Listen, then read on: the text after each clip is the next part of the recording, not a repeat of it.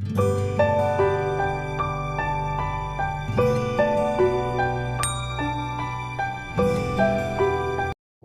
guys, this is Kushi Azumi and welcome back to my channel. For today's video, gagawa ko ng mayonnaise. So, ito guys, ito yung second time kong nagawang mayonnaise. So, ayan. So, first time ko i-share sa inyo on how I make it. So, ito guys. Una, I was failed kung paano ko siya ginawa kasi in my own mistake, alam ko kung bakit ako nag-fail nung una. So, sa pangalawang pagkakataon, I made it perfect. So, ito na yan siya guys. So, sarap sa pakiramdam yung you make it perfectly. So, hindi mo na kailangan bumili ng mayonnaise. At saka alam mo sarili mo na kung paano siya gawin, di ba? So, ayan guys. Kung gusto niyo ng mayonnaise, lalo sa lagyan sa buhok niyo or sa kahit ano, kasi mostly maraming nagsasabing maganda to sa buhok. So, hindi mo na kailangan bumili pa ng mayonnaise. All you have to do is to make it for your own. So, ipapakita ko sa inyo guys yung videos kung paano ko siya ginawa at saka yung machine na ginagamit. Kasi on my own experience, on my own experience, ano siya, yung handheld na mixer, yun yung magandang gamitin. Kasi yung blender, nag-fail din siya guys. Hindi siya maganda kung mixer ang gagamitin mo.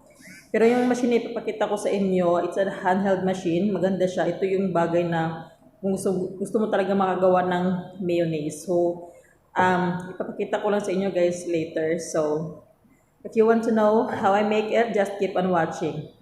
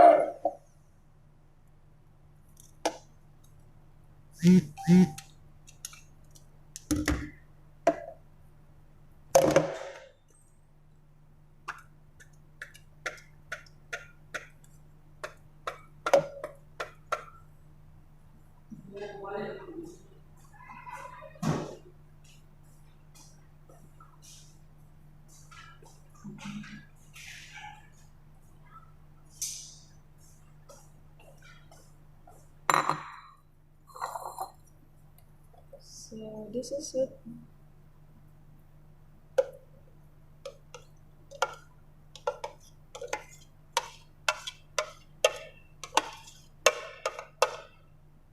So as you can see,